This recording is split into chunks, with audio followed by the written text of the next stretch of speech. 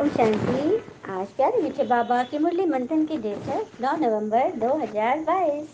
तो आज मीठे मीठे बाबा ने हम बच्चों से कहे कि पिता की सदगति गति करने की मत व राय सबसे न्यारी है। इसलिए गाते हैं ना, तेरी गत मत तुम ही जानो, वह स्वयं अपनी मत देते हैं। सबने सुना है ना कि भगवान की, ईश्वर की गतिमति सबसे न्यारी है। तो वो न्यारी मत क्या है, किस रूप में देते हैं? तो मुरली के द्वारा देते हैं। और फिर उसका विचार सागर मंथन करते हैं हम, और सभी को दलदल से छुड़ाते हैं। कभी कभी ऐसा होता है ना, दलदल से छुड़ाने जो जाता है उसका भी पैर दलदल में धीरे धीरे फंसने लगता है। तो अपने आप को इतना सामर्थ्यवान बनाओ, इतना ताकतवर बनाओ कि आप बचाने वाले बनो, खुद डूबने वाले मत बनो। अपने आप को अपने मन का कहना मानो, और मन को मन मना भव में लगा के रखो। जब मन को सदा मन को लुभाने वाले में, मनाने वाले में लगा के रखेंगे तो आप अपने मन का कहना मानेंगे। अब मन क्या कहता है? मन कहता है कि यदि कोई हमारा कहना नहीं मान रहा है, परिवार में कोई अपने मत पर चल रहा है, आप कितना भी बोलो लेकिन वही अपने ढर्रे पर चल रहा है, तो ये लेबल नहीं लगाना है कि ये तो सुनते ही नहीं, ये तो करते ही नहीं। क्या कहना है? ये तो बहुत अच्छे हैं, ये तो हर कहना मानते हैं। तो अपनी सोच, अपनी पॉजिटिविटी का वाइब्रेशन पूरे घर पर, आसपास वातावरण में रेडिएट करो, पूरे घर के अंदर। नहीं तो क्या होगा? समझेंगे कि ये कमज़ोर है, हम कमज़ोर हैं, तो हमें सब कमज़ोर दिखेगा। तो अपने मन का कहना माने और मन को भगवान में लगा कर रखे, आपके काम 100% पूर्ण होंगे। तो यही है ईश्वर की मत। प्रश्न: ब्रह्मा कुमार कुमारी कहलाने के अधिकारी कौन है? उनका स्वभाव कैसा होगा? तो ब्रह्मा कुमार कुमारी दुनिया की सबसे बड़ी उपाधि से बढ़कर है, क्योंकि ये स्वयं परमात्मा देते हैं ब्रह्मा के द्वारा।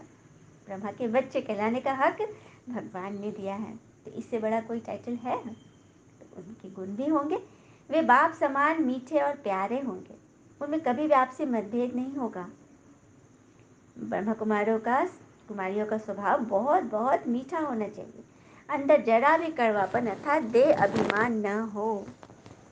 और कहते हैं ना, अच्छाई की शुरुआत खुद से करनी पड़ती है, क्योंकि तिलक लगाने से पहले हमारी उंगली में तिलक पहले लग जाता है और हमारी उंगली खुशबूदार बन जाती है। तो गुणों को बताने से पहले, सुनाने से पहले खुद को धारण करो, खुद को धारण करो। कहते हैं ना, मनुष्य कितना भी गोरा क्यों न हो, परंतु उसकी परछाई हमेशा काली होती है। परछाई काली होती है ना, लेकिन एक सिर्फ परमात्मा ही है जिनकी कोई परछाई नहीं। तो हम हमेशा इस सॉरी भान में रहे कि हम कितना भी कुछ कर ले, लेकिन परमात्मा समान सर्वगुण संपन्न, मतलब कि सागर नहीं बन सकते। ये अहंकार कभी ना आए कि हम ही सब कुछ हैं। ठीक है? तो हमेशा इस भान में रहे कि हमारे साथ हमारी परछाई भी है। नहीं तो क्या होगा? हम अहंकार में फूल जाएंगे, इतना फूल जाएंगे कि बस कुछ भी हमें दिखेगा ही नहीं। ये स्वभाव नहीं होना चाहिए ब्रह्मा कुमार कुमारियों का। गीत है ओम नमः शिवाय। ओम शांति। बाबा सभी बच्चों को बेहद की किताबें नूरे रत्नों को समझा रहे हैं।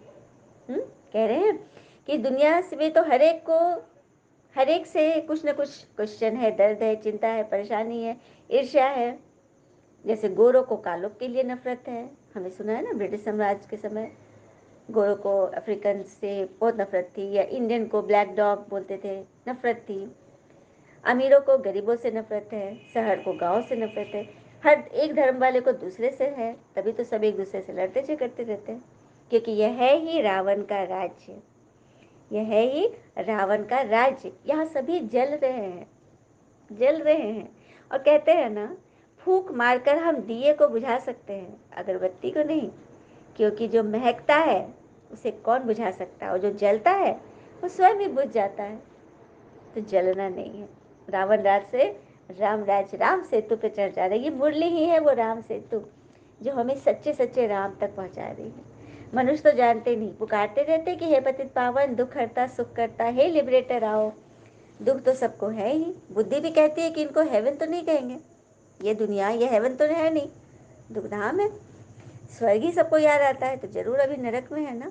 नई दुनिया थी जरूर, फिर वो शांति के बाद सुख की दुनिया आएगी भी जरूर। वहाँ ही दुखधाम का नाम निशान नहीं होगा, अभी फिर सुख शांति का नाम निशान नहीं है। वहाँ दुख अशांति का नाम निशान नहीं होगा, यहाँ सुख शांति का नाम निशान नहीं है।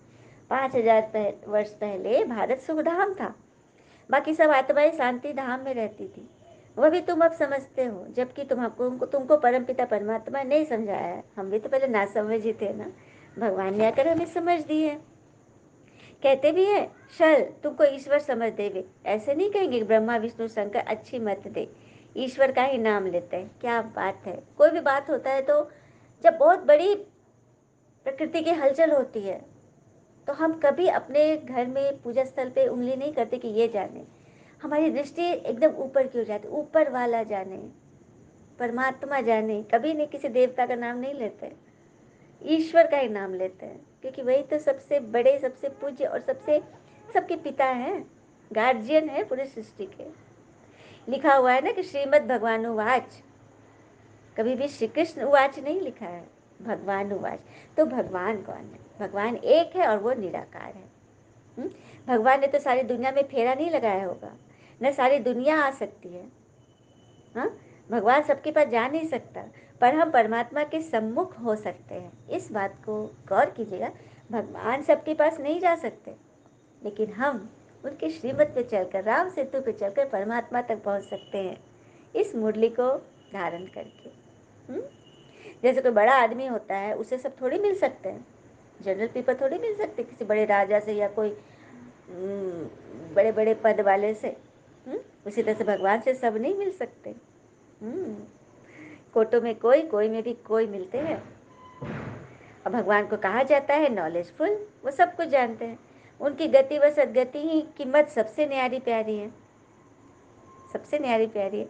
और वो हमें इतना वैल्यूबल बना देते हैं बाबा अपनी श्रीमत से कि संग का तो रंग लग जाता है। और कहते हैं ना, एक मक्खी यदि सब्जी तौलने वाले तराजू पर बैठे तो उसकी कीमत में क्या फ़र्क पड़ेगा, जितना सब्जी का मोल उतना ही। लेकिन अगर वो सोने हीरे तौलने वाले तराजू पर बैठ जाए तो उसकी कीमत अपने आप बढ़ जाएगी। तो यहाँ पे सोचना है कि हम किस संगत में हैं, किसके संगत में हैं, कैसे हमारे, किस हिसाब से हमारी वैल्यू होगी। तो यहाँ परमात्मा के संग के रंग में रंगो, अपने आप तुम स्वयं को अपने मूल्यवान समझोगे। कोई तुमको समझे ना समझे, हम बहुत मूल्यवान हैं, बहुत भाग्यवान हैं। अपने आप को हमेशा एकदम ऊपर उठा के रखो, कभी भी इसका मोरल डाउन मत करो। हाँ, अपने स्थिति को लो नहीं करना है, क्योंकि भगवान हमें त्रिकालदर्शी बना रहे हैं। तो किसको बनाएंगे? जरूर बच्चों को ही बनाएंगे ना, और सगे बच्चों को सिखाएंगे, फिर उन द्वारा और सीखेंगे। अच्छा, यहाँ पे सगे और लगे दो वर्ड हैं। तो सगे बच्चे वो है जो परमात्मा के नियम पे, सेवा पे एकदम जी जान से जुड़े, और लगे जानते हैं बाबा है, ठीक है कर लेंगे, सुन लेंगे मुरली, हो जाएगा ना। ड्रामा है ना, ड्रामा में अगर है विजयी है तो हम हो जाएंगे। ये होता है लगे बच्चे। तो हमको देखना है कि हम सगे हैं कि लगे हैं। फिर बाबा कहते, एक है प्रजापिता और एक परम पिता, तो दो पिता हो गए ना, तो दोनों पिता ठहरे। जरूर ब्रह्मा द्वारा ही भगवान सृष्टि रचेंगे। गायन भी है ब्रह्मा द्वारा ब्राह्मणों की स्थापना। अनेक धर्म मनुष्यों के, और एक धर्म भी मनुष्यों का था। अभी अनेक धर्म भी मनुष्यों ने ही बनाया ना, धर्मों के डिविजन्स हो गए, लेकिन सत्युग में एक धर्म भी मनुष्यों का ही था। देवी देवता मनुष्य थे ना। हाँ, 16 कला संपूर्ण जरूर थे, लेकिन थे तो मनुष्य। जानवरों को तो कोई सिखा सक रहा है, परमात्मा किसको सिखा रहे बैठ के? मनुष्य को सिखा रहे हैं। तो बाबा समझाते हैं कि पहले पहले सर्विस करते हो ना, तो सबसे पूछो कि पतित पावन कौन है, परमपिता परमात्मा या गंगा जल? यह फैसला करो। उसी पर तो समझाना है। कोई अगर बोल दे पतित पावनी गंगा, गंगा का जल, तो इस पर समझाना है कि क्यों। इसको भी बहुत बारी क्लियर हुआ है कि गंगा इसीलिए पावन है क्योंकि वह जड़ी बूटियों के उद्गम स्थल से निकलती है। हाँ, यदि वो पतित पावनी होती तो परमात्मा को आने की दरकार क्या थी? हाँ, इतने मेले ठेले आदि पे जो भटकते हैं वो सब छूट जाएंगे ना, उन सब से हम ऊपर उठ जाएंगे। ज्ञान अमृत नाम सुना है तो गंगा जल को अमृत समझते हैं। तो कौन सा जल अमृत है? ज्ञान अमृत। यह है अमृतनुमा हमारा जीवन। सारे विष खत्म हो जाते हैं। फिर बाबा युक्तियाँ तो बहुत बताते हैं, परंतु किसको याद भी तो पड़े। बच्चे लिखते हैं बहुत प्रभावित हुआ, परंतु बुद्धि में बैठा कुछ नहीं। कई लोग ज्ञान सुनते हैं, हाँ अच्छा अच्छा बहुत अच्छा है, लेकिन इस पर चल तो नहीं सक रहे हैं। अच्छा अच्छा कहने से बुद्धि में थोड़ी बैठेगा। हाँ, समझते हैं कि ब्रह्म कुमारियाँ ब्रह्म कुमार अच्छा रास्ता बताते हैं, लेकिन घर गए प्रदर्शनी में आते हैं तो अच्छा लगता है, घर गए बस दुनियादारी में उलझ के सब खत्म। सैकड़ों आते हैं, फिर भी बुद्धि में किसी की बात ठहरती नहीं। फिर बाबा कह रहे कि तुम्हारी अभी चढ़ती कला है और उतरती कला का भी स्लाइड है। सब कुछ तुम हर एक चीज को युक्ति से समझा सकते हो, परंतु बच्चे समझाते नहीं है। बाबा कह रहे कर सकते हो तुम सब कुछ, लेकिन तुम समझाते नहीं हो। कहते हैं ना, पत्थर सदैव हथौड़े की अंतिम चोट से टूटता है, लेकिन इसका मतलब यह नहीं है कि पहले की गई चोटें बेकार गई है। आप जीवन में हताश निराश परिस्थितियां आ रही हैं और आप उससे ऊपर उठ रहे हो, आपको नहीं लग रहा है कि तुम कुछ कर पा रहे हो, और एक दिन आपने बहुत बड़ा जंग जीत लिया। तो अचानक से आपने नहीं जीता, आप छोटे छोटे चोटें सहकर उससे ऊपर उठ रहे हो, और वही तो आपको जीत दिलाएगा। हाँ, तभी तो आप पत्थर बुद्धि से पारस बुद्धि बनोगे, क्योंकि पारसनाथ भगवान आ गए हैं, और जो पारस बुद्धि थे वही अभी पत्थर बुद्धि बने, तो फिर उन्हों को फिर से पत्थर बुद्धि से पारस बुद्धि बनना, यही तो चक्र है ना। ऐसे नहीं कुछ भी आया तो बोल दिया, बड़े अक्षरों में वह पहली लगा दो। जो सब पढ़े थे ना, गीता का भगवान पुनर्जन्म रहित ज्ञान सागर परमपिता परमात्मा है या श्री कृष्ण है, इस बात को क्लियर भगवान ने गीता रची। कल की मुरली में पूरा क्लियर था ना, सबने सुना है ना, सबको क्लियरेंस हो गई ना। भगवान ने गीता रची और पतितों को पावन बनाया। श्री कृष्ण ने उनका नंबर 1 शिष्य, सुनने वाला, धारण करने वाला। कृष्ण की आत्मा भी पावन बन रही है, वो भी पढ़ रही है। तो ये सब समझाना है। अपने को अक्लमंद बहुत समझते हैं, परंतु ख्याल रखना चाहिए कि अक्लमंद कैसे हो सकते हैं, अभी तो कच्चे हैं, अभी तो ड्रामा चालू है ना। हाँ, अभी कैसे हो सकते हैं। तो अक्लमंद बनने के लिए पहले अपने जो कर्मेंद्रियां है ना, उसकी टीम को संभालना पड़ेगा। उसके बाद अपने संगठन, लौकिक संगठन, स्थूल संगठन को संभालना होगा। एक प्रसंग से इसको समझते हैं। एक व्यक्ति मल्टीनेशनल कंपनी का ग्रुप लीडर था। काम करते करते उसे अचानक ऐसा लगा कि उसके टीम में मतभेद बढ़ने लगे और सभी एक दूसरे को नीचा दिखाने में लगे हुए हैं। हाँ, इससे निपटने के लिए उसने एक तरकीब सोची। उसने एक मीटिंग बुलाई और सभी टीम मेंबर से कहा कि रविवार को आप सभी के लिए एक साइकिल रेस का आयोजन किया जा रहा है। कृपया सभी लोग सुबह 7 बजे अशोक नगर चौराहे पर इकट्ठे हो जाइए। तय समय पर सभी अपनी अपनी साइकिल लेकर इकट्ठा हो गए। अमर ने, उस व्यक्ति ने एक एक करके सभी को अपने पास बुलाया और उन्हें उनका लक्ष्य बताकर, मतलब सब बातें बताई कैसे स्टार्ट करना है, स्टार्टिंग लाइन पर तैयार होने को कहा, और जो लक्ष्य दे दिया था कि वहाँ पर सबको इतने बजे तक जो पहले पहुँचेगा वो जीतेगा। सब लोग बड़े उत्साहित थे। अमर ने सीटी बजाई और रेस शुरू हो गई। बॉस को आकर्षित करने के लिए हर कोई किसी भी कीमत पर रेस जीतना चाहता था। रेस शुरू होते ही सड़क पर अफरा तफरी मच गई। कोई दाएं निकल रहा है, कोई बाएं, मतलब मेन रोड पे ही चलना था, ऐसा नहीं कि एक अलग से कोई सड़क थी। ट्रैफिक आ रहा है, उसमें सब दाएं बाएं चिलपो करके एक दूसरे को, मतलब आगे बढ़ने के लिए, गिराने के लिए, नीचा दिखाने के लिए होड़ में दम लगे हुए थे।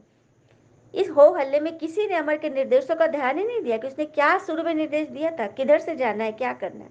बस भेड़ चाल चलते हुए सबसे आगे बढ़ने की लिस्ट में साइकिलिस्ट सभी भाग रहे थे एकदम। जब अमर ने लास्ट समय पर, जो निर्धारित समय था, सीटी बजाई और रेस खत्म करने का निर्देश दिया, एक एक करके सभी को वहाँ पे पहुँचे, लेकिन किसी ने भी रेस को जीत नहीं पाया, समय पर कोई नहीं पहुँच पाया। सभी बॉस के सामने मुंह लटकाए खड़े थे। रेस पूरी न कर पाने के कारण एक दूसरे को दोष दे रहे थे। अमर ने मुस्कुराते हुए अपनी टीम की ओर देखा और कहा, अरे क्या हुआ, इस टीम में तो एक से एक चैंपियन थे, पर भला क्यों कोई भी व्यक्ति इस अनोखी साइकिल रेस को पूरा नहीं कर सका। फिर अमर ने जारी रखा अपना बोलना और बताते गए कि मैं बताता हूँ क्या हुआ, तुम सब क्यों मुंह लटकाए हो, समझो क्या हुआ था। दरअसल आप में से किसी ने भी अपने लक्ष्य की ओर ध्यान नहीं दिया। अगर आप सभी ने सिर्फ अपने लक्ष्य पर ध्यान दिया होता तो आप सभी विजेता बन गए होते, क्योंकि आप सबों को जो टारगेट दिया गया था कि सभी अलग अलग गलियों से होकर जाएंगे, क्योंकि शहर की जितनी भी गलियां होती है ना मेन रोड से कनेक्ट होती है, तो मैंने पहले ही लक्ष्य बता दिया था कि सभी अलग अलग गलियों से जाएंगे। लेकिन आप लोग एक दूसरे को नीचे दिखाने के पर साथ साथ एक ही सड़क पर दौड़े और बार बार पीछे मुड़कर एक दूसरे को देख रहे थे कि कौन कितना आगे बढ़ रहा है, क्या अपने लक्ष्य पर तो फोकस ही नहीं किया। और यही वजह था कि आप में से कोई मुकाबला जीत नहीं पाया। हाँ, तो यही हाल हमारी टीम का भी है। आप सभी के अंदर एक अनोखी एक जेलसी की भावना जागृत हो गई है। उस चीज को हटाना है जिस वजह से हमारे टीम में वो अपनापन नहीं रहा, वो कार्य में प्रोडक्टिविटी नहीं है।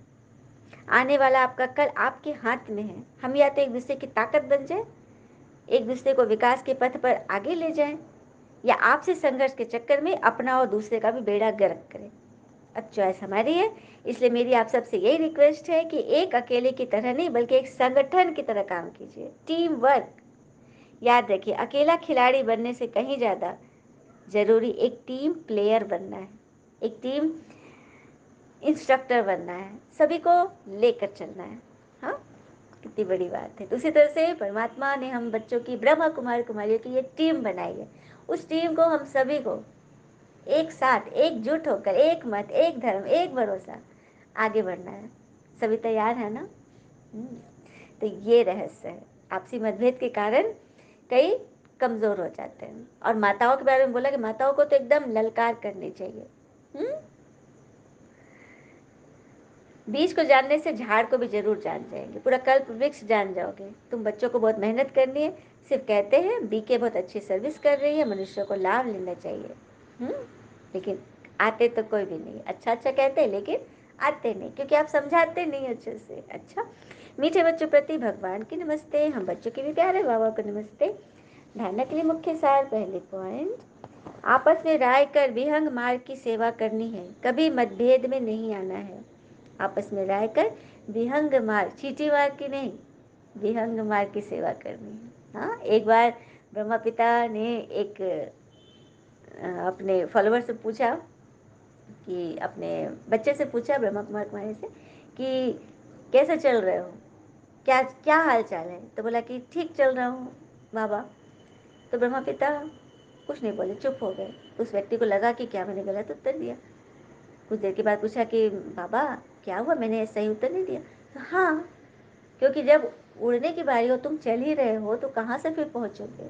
कहना है कि मैं उड़ रहा हूँ बाबा, तो ये करना है। हाँ, दूसरी पर टीचर बन सभी को परमात्मा की पहचान देनी है, चढ़ती कला उतरती कला का राज समझाना है, ज्ञान की पहेलियाँ पूछकर सत्यता को सिद्ध करना है। ज्ञान की पहेलियाँ है ना कि परमात्मा से क्या संबंध है, हाँ, प्रजापिता ब्रह्मा कौन है, हाँ, सृष्टि की स्थापना कैसे होती है, गंगा गीता के भगवान कौन है, मतलब बहुत सारी पहेलियाँ हैं। ऐसे पूछ करके उनके पहले उत्तर लो और उसके बाद उनको समझाओ।